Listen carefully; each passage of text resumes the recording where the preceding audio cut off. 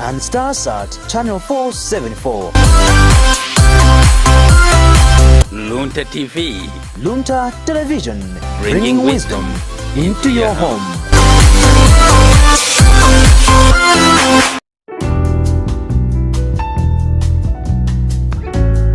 Are you passing through Desert Town and you think of finding a place to rest or just to have some nice food? Always keep this name in your mind: Comfort Lodge. Situated in Airfield at Desert Town. Here at Comfort Lodge, we offer comfortable, affordable and quality accommodation. The place is located at a very quiet environment that gives you a comfortable and peaceful sleep. We also offer local food such as mademba, masambote ndela, chisoso, ndindo zina za lokolo zambiri.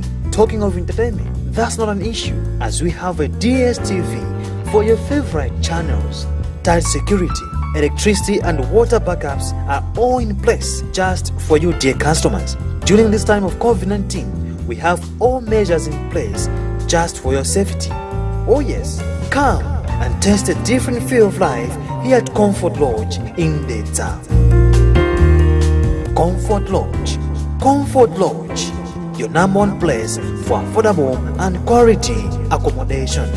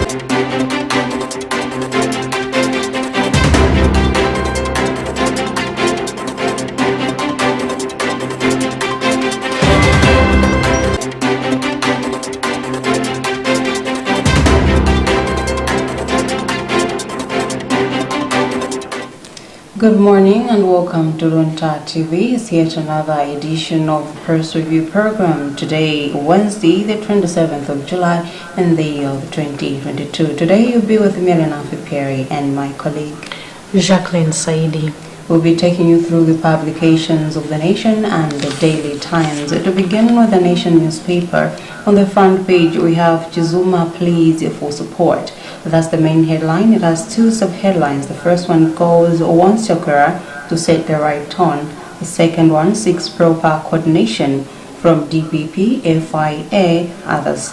Partly the story says the Anti-Corruption Bureau ACB Director General Martha Chizuma says while the Bureau plays a greater role in leading the fight against corruption, President Lazarus Chakwera has to set the right tone from the top. In a speech at the end of the two-day National Anti-Corruption Conference in Luntha yesterday, Chizuma said the ACB also needs a correct and justifiable policy direction from the Ministry of Justice as well as coordination from other state institutions. And on the front page of the Daily Times, Chakwera touts anti-corruption campaign.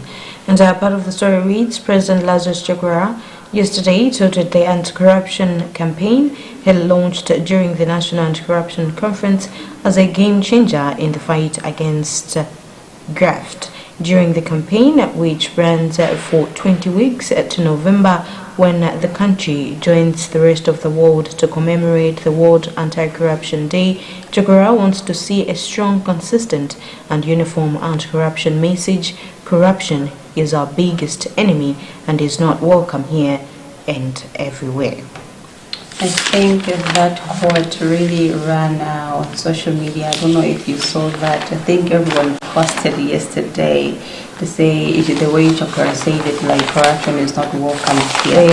Yeah. So I think it's a very good action from the president himself to see that he's also taking the lead in fighting corruption in the country.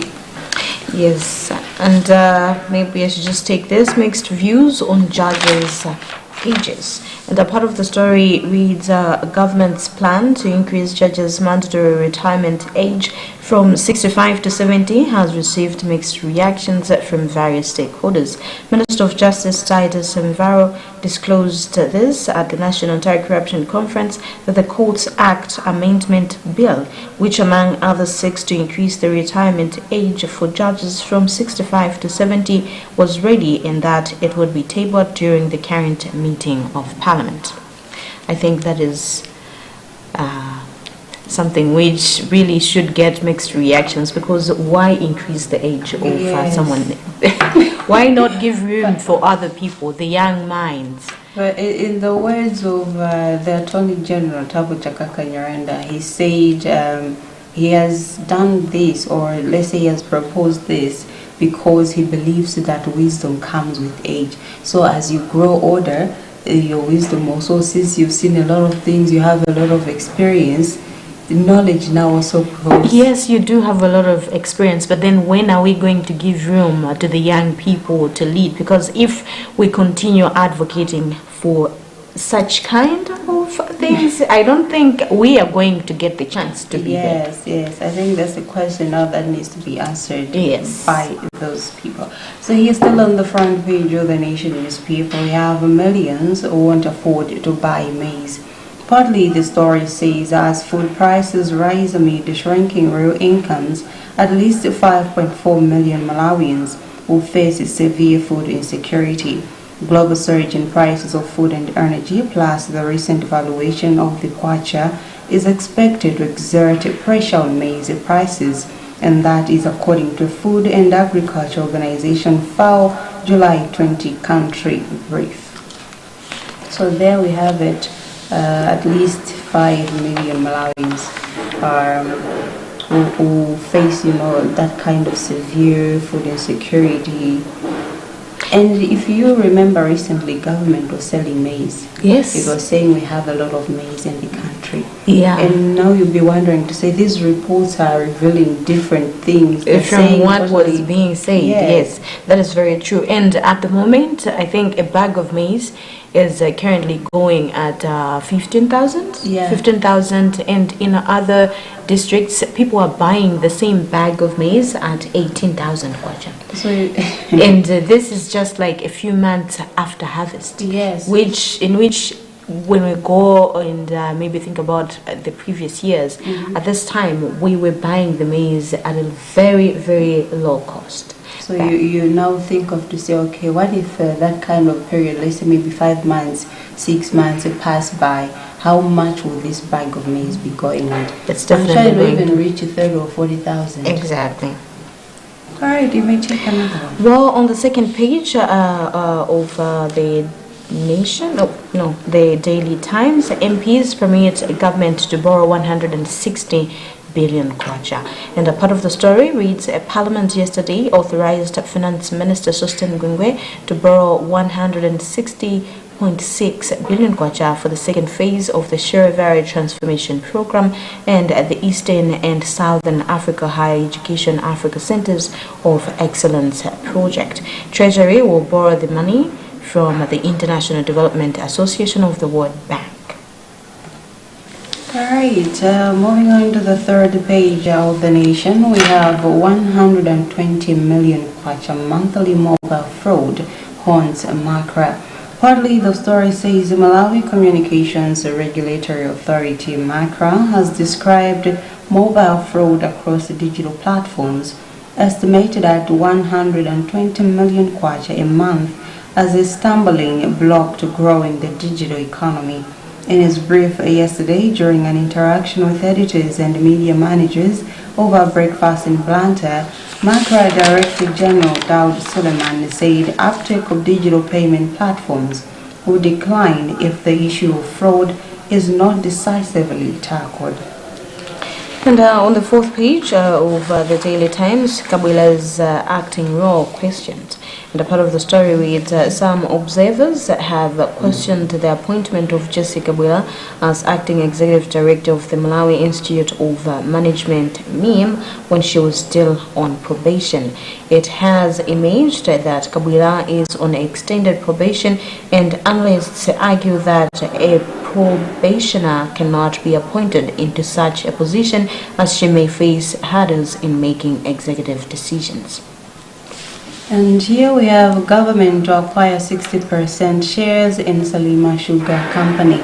Partly, the story says the Minister of Finance and Economic Affairs, Austin Gwangwe, says government plans to review the shareholding arrangement it struck with the private sector in Salima Sugar Company. He said this yesterday in Parliament in Lilongwe while responding to a question from Majinga East legislator Esther Jolobala of the United Democratic Front, who asked the minister to update the House on the company's shareholding arrangement. I think this is a very good development to look at government to be getting 60% of the shares in Salima Sugar Company, because you look at the deal that they had, government was getting 40%.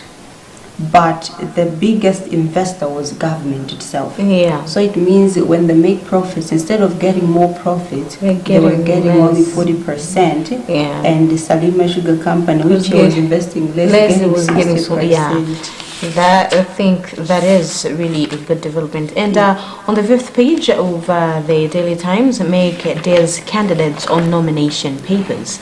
And a part of the story reads, the Malawi Electoral Commission has encouraged Malawians interested to compete in the August 23rd, 2022 local government by-elections to collect nomination papers as the official presentation of the papers presentation of the papers, which is August 5th, draws closer. MEC Director of Media and Public Relations, Sangwani Mwafulira, said that the earlier the candidates get the papers, the better, as it gives them ample time to fill and take them toward returning officers for inspection.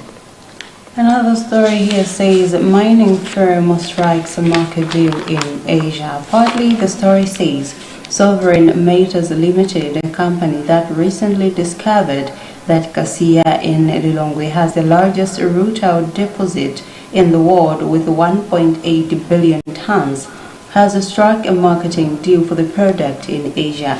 In a statement, the company said it has entered into a non-binding memorandum of understanding with Mitsui and Co. Limited, Mitsui, one of the largest global trading and investment companies in Japan. And there's a story here. Government identifies 10,000 hectares for mega farms. And a part of the story is government, through the Ministry of Agriculture, has identified 10,000 hectares which it wants to offer to private individuals or companies to establish livestock and crop production. Its production in mega farms in Mzimba and Mchinji districts, respectively. Ministry of Agriculture spokesperson Gretchen Lungu said in an interview yesterday that government expects successful individuals or companies to roll out the implementation of the farms during the coming farming season. This is such a great initiative, and I don't know, maybe I'm just so much into farming, and that is why I see this as a very interesting thing. But there's, I think when we take this kind of direction, we can confidently say that as a country we're moving into the right direction. And this should just be a startup for the country. Yes. Say having maybe 2 mega farms, one for livestock or the other one for crops. Sure. As we go, I think we should develop more of those. We really should. I mean, our soils are very rich, and we benefit a lot from our soils. They're very good. Yeah. So if we were to make use of that, I think we'll grow our economy. We wouldn't even be, like crying as we are doing right now. Yes. So now let's move on to the business section. Here we have fewer retailers speak on supply. The sub-headline says rural hoarding as cause of fuel supply disruptions. Partly, the story says Fuel Retailers Association of Malawi says it is facing supply disruptions which are beyond its control, resulting in pockets of fuel shortages and some service stations. He ruled out, that is the chairperson of the association, ruled out hoarding of the commodity as the main cause of erratic supplies. And the National Oil Company of Malawi spokesperson Chisomo Mamadi said in an interview on Monday that they continue importing fuel and releasing 1 million liters a day from the strategic fuel reserves to all oil marketing companies for distribution. But in a statement posted on Facebook dated July 19, Malawi Revenue Authority Mera said that this year Malawi has been experiencing occasional fuel supply interruptions emanating from logistical and operational challenges facing fuel importers. This all goes back to the issue of saying the opposite of what is really happening on the ground, because I remember a few weeks ago when government was asked about this issue, they said that we have enough fuel in the country. But now, if you go out there, people are asking on a constant basis, where are you gassing up your cars? Because even if you move around in pump stations, you see long queues and other fuel pumps not even having one car saying they don't have oil. But here in Okima, you hear that they're releasing 1 million liters a day. Where is that? Where is it? Going? And yet Mera is saying we are still facing those challenges of maybe taking long for fuel to come in the country. But then Okima is saying the opposite, to say on a daily basis they're releasing 1 million liters, which simply means they are hoarding the fuel. Yes, I don't know something for is when, happening. For who? For what? Exactly. Yes. But anyways, on the business page, this is the Daily Times. Pressure persists on Malawi kwacha, and this is a sub-headline as black market flourishes. And part of the story, its pressure continues to mount on the kwacha berry 2 months after the authorities devalued it by 25%. A snap survey by the Business Times in Malawi's administrative capital Lilongwe revealed that the forex black market continues to flourish, with the dollar now selling at around 1,400 kwacha from around 1,200 kwacha in recent weeks. This is despite the greenback trading at 1,030 kwacha in high street banks. I think the black market will win this time. Yes, it always does. It does. Yeah. Right here we have the UN speaks on impact of kwacha devaluation. Partly the story says the Food and Agriculture Organization FAO of the United Nations says the recent 25% devaluation of the kwacha poses a detrimental impact on households' economic access to food. In its recent country report, FAO said the lower value of the local unit is expected to intensify the spillover effects of high international prices and cause further inflationary pressure this year. And also, this is still on the business segment.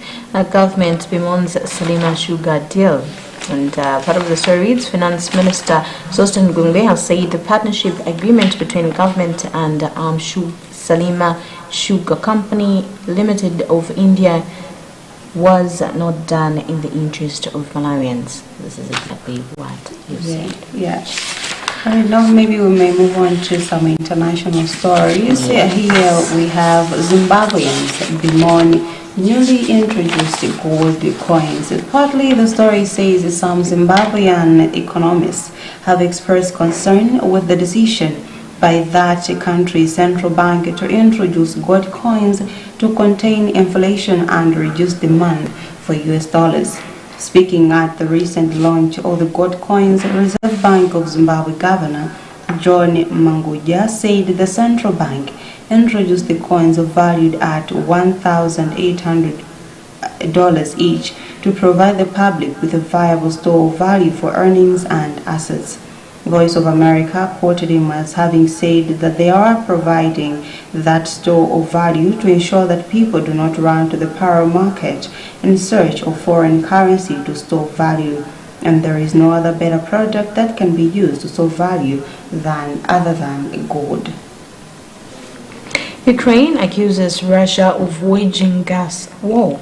Part of the story reads, Ukraine has accused Moscow of waging a gas war against Europe and cutting supplies to inflict terror on people. The Nord Stream 1 pipeline, which pumps gas from Russia to Germany, has been running well below capacity for weeks. Earlier this month, Russia's biggest European pipeline was completely shut down for a 10-day maintenance break, sparking fears in Europe that shipments would not resume at all. Shipments restarted 5 days ago, but at a reduced capacity. And another one, we have Ramaphosa unveils a plan to fix the South Africa energy crisis. Partly, the story says the South African President Cyril Ramaphosa yesterday announced a series of interventions to solve that country's worst energy crisis following 3 weeks of power cuts. According to BBC, the interventions include improving the state-owned power utility Eskom's performance, as well as opening up electricity generation to private companies. Tunisia president celebrates referendum win. And part of the story is Tunisia's President Kais Saied has been celebrating his apparent victory in a referendum on a new constitution that gives him almost unlimited powers. Saied appeared in front of jubilant supporters after an exit poll indicated more than 90% of those who had voted had supported the president's plan. But turnout was only 27.5%, with main opposition parties boycotting the poll. Saidi said turnout would have been higher if voting had taken place over 2 days. Alright, now let's move on to some arts and culture stories. Here we have Malawi's own film festival on the cards. Partly, the story says the Film Association of Malawi FAMA yesterday introduced a film festival that will showcase local movies to promote the local film industry. Speaking during a press briefing in Lilongwe, FAMA's president Gift Sukali said the first edition of the festival will be held this year from 25 to 26 November at the Golden Peacock Hotel in Lilongwe. Sukali said they will also export films to other countries, which in return will bring revenue to the country. Mwasalipa to star at Miss University Africa. Former Miss Culture Malawi First Princess Mwasalipa Mfune will represent the country at this year's Miss University Africa to be held in October in Nigeria. Mwasalipa last Saturday handed over her crown to Ruth Masamba during the Miss Culture Malawi 2022 held at Amaryllis Hotel in Luntha. She confirmed of the development in an interview yesterday, saying she was looking forward to raising the country's profile. In sports news, maybe you have another one before we move on? No. Alright, so we move on to the back page. Here we have Nomads, big bullets, step up stadiums beat. That's the main headline. There's a headline says engage minister on project take over. Partly the story says mighty Mukuru Wanderers have joined their arch rivals Nyasa Big Bullets in asking government to consider handing over the stadium project to them. Bullets set the tone 2 months ago when they wrote the Ministry of Youth and Sports through Malawi National Council of Sports to allow them to complete the abandoned project in Singwangwa Township near Manimain Sports Club along Chikwawa Road in Blantyre.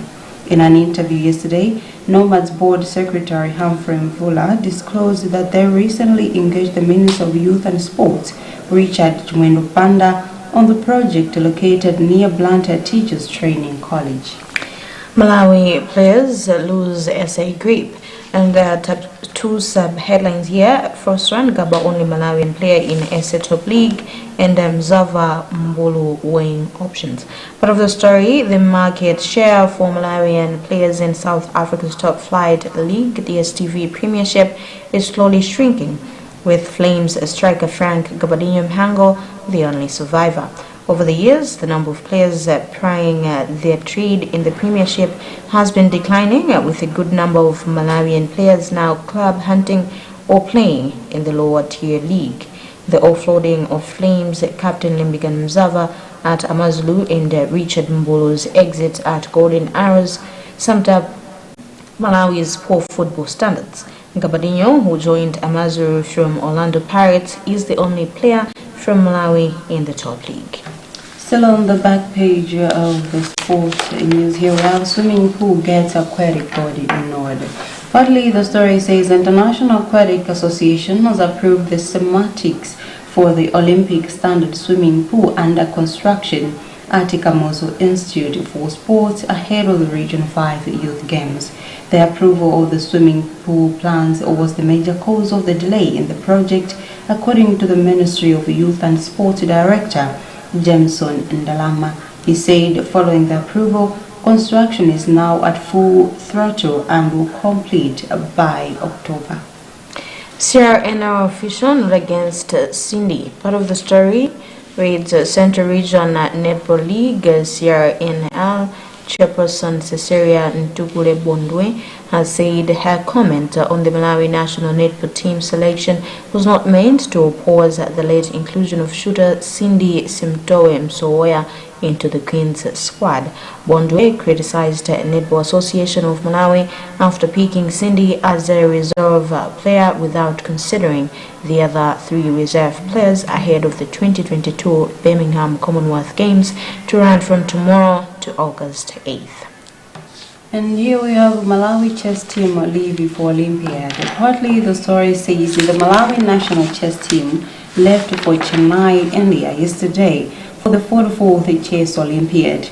Beaming with confidence, the 15-member delegation led by Malawi National Council of Sports Board member Lieutenant General Clement Kafua retired, is expected to arrive in India today ahead of the event launch tomorrow. In an interview, Chess Association of Malawi Chess President Susan Namangale, who is part of the delegation, said they are optimistic of doing well. Salima Sugar releases 6 million kwacha to Dynamos. The part of the story, Salima Sugar Company Limited has cemented its partnership with TNM Super League debutant the Dynamos by releasing 6 million kwacha to cater for the team's activities in the month of July. The company is expected to pump in 48 million kwacha to enable Dynamos fulfill their Super League and Cup commitments.